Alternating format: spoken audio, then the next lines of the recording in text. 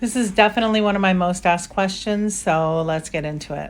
I find it odd, actually, that this is one of my most asked questions when I tell people that my husband was wrongfully convicted of murder, that so many people come back and are like, why would he expect you to wait? Why are you waiting there? What are you doing?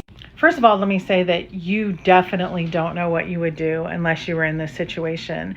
I fully reject people's opinions about what they would do in an extreme situation because none of us know until it happens.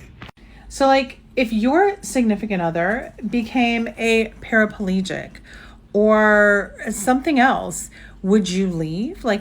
Because these comments, you guys, are really defining who you are and how you would be in your relationship, not how anybody else should be, just for sake of clarity.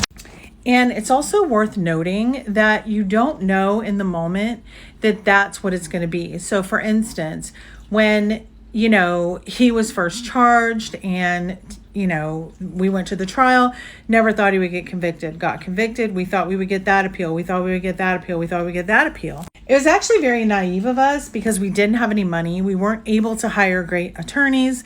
We didn't have anybody helping us. It was just very, very difficult situation with very limited resources. So I don't know why we even thought that we could fight this beast, but we did. And I think the bigger part of the story is that we are so programmed to believe that a certain type of life and a certain type of love is what you're supposed to have.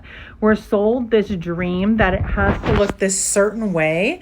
And I just never believed that. And when all of this happened, there was zero possibility I was leaving. So I find it very odd that, it's this situation that throws people off. But so does that mean if your significant other got cancer or some other thing, you're going to go and leave them? Or they should expect you to? What happened to just being good to people and doing what feels right? Because that's literally all I've done this whole time is do what felt right to me. That's it.